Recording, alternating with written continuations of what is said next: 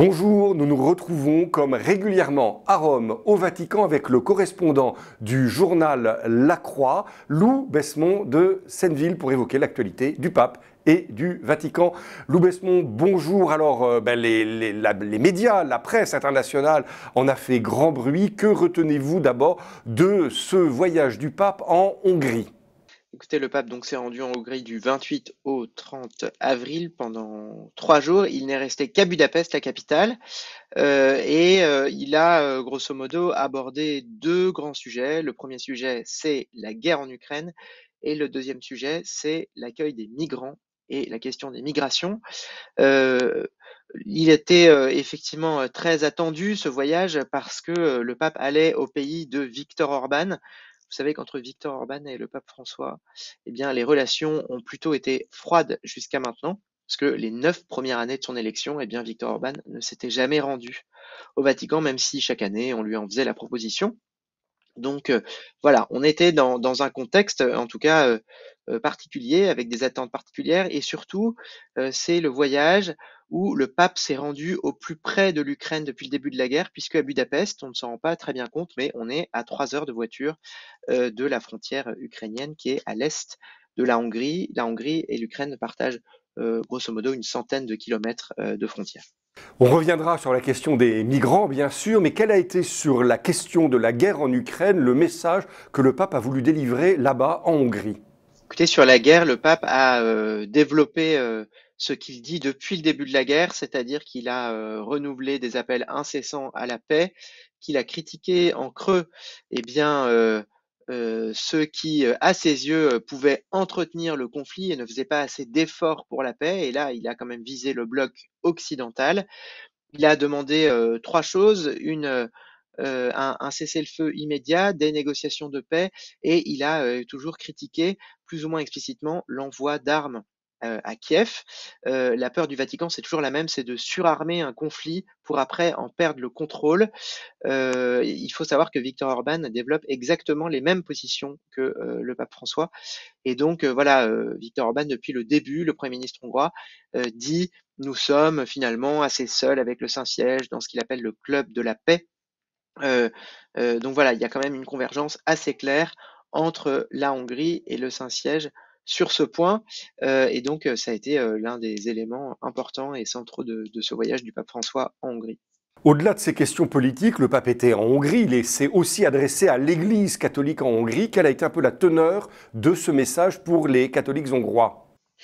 Écoutez, d'abord, il était quand même assez attendu parce qu'en fait, le pape était allé en 2021 à Budapest pour un congrès eucharistique international qui se tenait à Budapest. Mais il n'avait pas voulu rester plus de 3 4 heures, donc nous y étions allés, moi j'y étais aussi, nous y étions allés dans la matinée, on avait pris un avion très très tôt, et après il était parti directement en Slovaquie. Il y avait une volonté du pape de ne pas dormir sur place pour ne pas justement s'approcher à l'époque trop près de Viktor Orban, qui depuis est devenu beaucoup plus fréquentable aux yeux au moins du Saint-Siège. Donc il était attendu, les célébrations étaient quand même pleines, c'est-à-dire que il y avait 50 000 personnes sur cette place qui borde le Parlement hongrois. Vous savez, ce Parlement dont on a un peu des images un peu iconiques avec cette façade néo-gothique très belle, voilà, au bord du Danube. Et puis, il a été reçu par les autorités religieuses locales, dont le cardinal R2, l'archevêque de Budapest, dont on parle ici à Rome comme un potentiel, éventuel, futur pape. Enfin voilà, il est clairement dans les noms qui font parler. Et puis sur un plan écuménique, il a rencontré à la fois eh bien, les deux chefs de l'État hongrois, hein, qui sont calvinistes, donc il y avait quand même une ouverture assez forte à la dimension protestante, parce que les calvinistes sont très présents en Hongrie, et puis aussi une étape écuménique avec une rencontre en privé du patriarche de métropolite, pardonnez-moi, de Budapest, le métropolite Hilarion, qui avait été il y a quelques mois encore l'ancien numéro 2 du patriarcat de Moscou, donc le bras droit de Kirill. Et donc, évidemment, la guerre en Ukraine est revenue par cette porte-là, par ce rendez-vous-là. Donc, vous voyez, c'est vraiment ce que je vous disais. Cette guerre a été omniprésente durant ce voyage, même si je dois vous dire qu'on avait une sensation assez étrange parce que on était pas très loin de la guerre et en même temps on n'y était pas. Donc, on avait comme me l'a dit une collègue américaine, cette sensation d'être à côté de la guerre. C'est-à-dire qu'il n'en a pas parlé vraiment frontalement, il a parlé des efforts de paix, et en même temps, on était quand même voilà, proche, et en même temps, on n'y était pas. Donc il y avait, ça a duré 3 jours, mais il y avait cette sensation un peu étrange que quelques-uns d'entre nous, dans les observateurs, disons, ont pu ressentir. Alors revenons un petit peu aussi sur les propos toujours polémiques du pape sur la question des migrants. C'est pas anodin de le faire en Hongrie. Quel a été le message qu'a martelé en quelque sorte le pape sur cette question des migrants? Oui, alors sur les migrants, ça a été l'autre grand thème du voyage avec la guerre en Ukraine. C'est un contexte particulier puisque vous savez que la Hongrie de Viktor Orban est le pays de l'Union européenne aux règles les plus strictes. Il délivre environ entre 15 et 20 visas d'asile chaque année, donc voilà, c'est quand même très très peu. C'est un pays qui est très fermé. Les demandes doivent se faire des frontières extérieures, c'est-à-dire notamment, enfin voilà, des pays qui bordent notamment les frontières sud de la Hongrie. Alors évidemment, en Hongrie, il y a un accueil d'Ukrainiens, hein, mais 1 million d'Ukrainiens sont passés et en fait 35 000 ont été accueillis à titre temporaire, mais ils n'ont pas le statut de réfugiés. Ce sont des règles européennes. Donc voilà, c'est pas exactement le même statut que les migrants dont parlait le pape François, parce qu'il parlait à la fois des migrants ukrainiens et en même temps, il parlait des réfugiés, notamment économiques, et des réfugiés fuyant la guerre dans le sud du monde.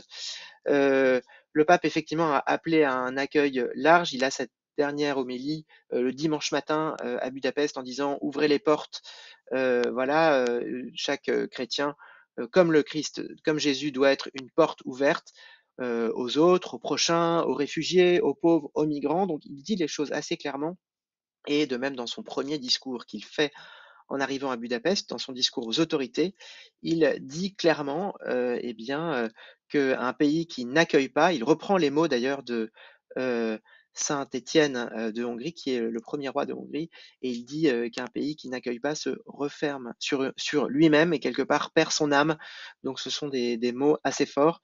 Donc voilà, des mots effectivement sur les migrants d'abord qu'ils ne sont pas surprenants pour le pape François, parce que c'est quelque chose qu'il dit de manière régulière. Vous savez qu'il est très frappé par cette réalité-là. Il dit de manière régulière depuis le début de son pontificat, il y a plus de 10 ans, et en même temps, un contexte particulier dans le pays, clairement, le plus fermé de l'Union européenne à l'accueil des migrants, avec un choix de Viktor Orban eh bien, de ne pas se conformer aux règles européennes en sortant de ce qu'on appelle le système de Dublin, c'est-à-dire le système de répartition des migrants par quota, par pays de l'Union européenne. Vous savez que c'est un système que le pape appelle régulièrement de ses vœux en disant que les migrations sont un problème européen.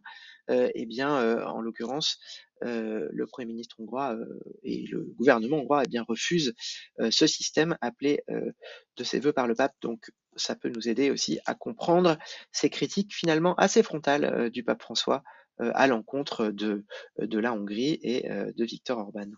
Et alors, encore une autre polémique, mais on a un pape très politique, on le sait, ça a été tout un micmac autour d'une mission de paix du Vatican dont les indices qu'elle n'existe pas. Bref, est-ce qu'on peut y voir plus clair? Alors, sur la mission de paix, effectivement, dans l'avion qui a ramené le pape de Budapest à Rome, donc dimanche soir, eh bien, au cours de sa traditionnelle conférence de presse, le pape a évidemment reparlé de la guerre en Ukraine. Il a dit: «Il y a une mission en cours, je ne peux pas vous en parler et lorsque les choses auront avancé, je vous en parlerai». Il n'a pas parlé vraiment de mission de paix. Donc voilà, il laisse entendre qu'il y a des efforts qui sont faits du côté diplomatique par le Saint-Siège entre la Russie et l'Ukraine. C'est effectivement très surprenant et c'est ce qui est d'autant plus surprenant, c'est que les parties ukrainiennes et russes ont dit toutes les deux que, eh bien, il n'y avait pas de mission en cours. Alors il y a plusieurs solutions, soit c'est vraiment une mission très secrète dont personne ne parle, soit eh bien, ce n'est pas vraiment une mission de paix, c'est plus une mission humanitaire. Euh, Parce que le Saint-Siège est très engagé sur ce terrain. Vous savez qu'au moins à 3 reprises, le pape personnellement a facilité la libération et l'échange de prisonniers entre la Russie et l'Ukraine parce qu'il reste un tout petit lien entre le pape et la Russie à travers l'ambassadeur de Russie près le Saint-Siège, qui va d'ailleurs changer dans les jours qui viennent.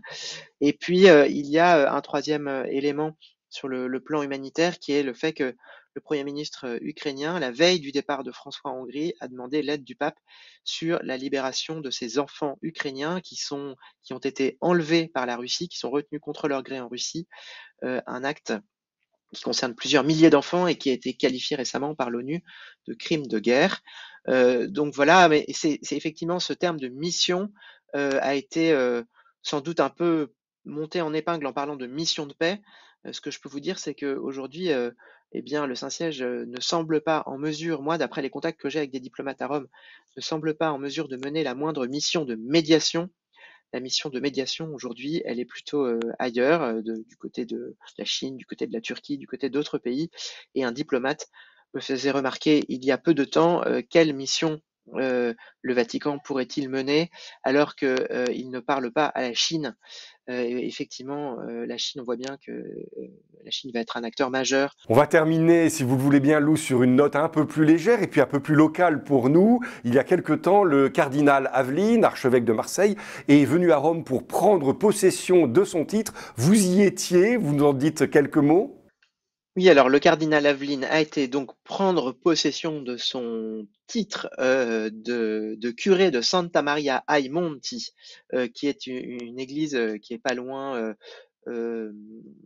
de la fontaine de Trévi et du Colisée, vous voyez, un peu dans ce quartier-là, pas loin de l'université dominicaine de l'Angelicum, pour ceux qui connaissent un peu Rome. Eh bien, en fait, chaque cardinal est curé en fait d'une paroisse romaine. Alors, vous savez que Rome c'est très grand, hein, ça va jusqu'à la mer, donc il y a même des paroisses jusqu'à Ostie.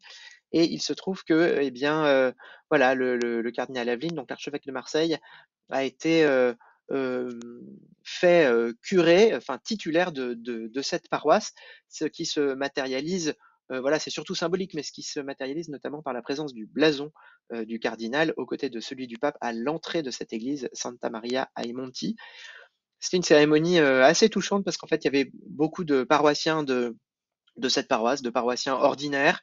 Moi, j'ai parlé à des paroissiens qui m'ont dit: ah, mais est-ce que vous croyez qu'il peut être pape? Enfin, voilà, il y avait un côté un peu fête de village, presque fête de quartier. Avant, l'archevêque de Marseille a fait le tour de ce quartier au cours d'une procession.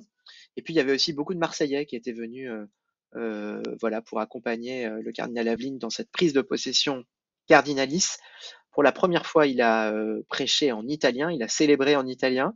Il avait dit 48 heures avant, lors d'une réception à l'ambassade, qu'il n'en était encore qu'à la leçon 13 de la méthode Assimile, laissant entendre qu'il fallait encore faire des efforts en italien.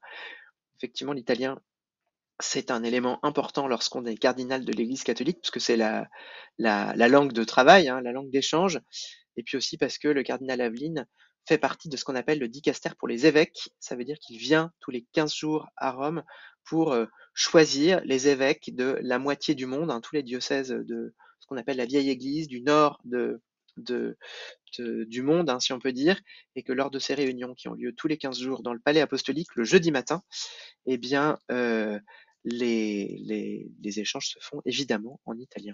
Lou Besmond de Senneville, merci beaucoup. Il est le correspondant permanent du journal La Croix à Rome. Il nous fait le plaisir de cette actualité du pape et du Vatican. À bientôt.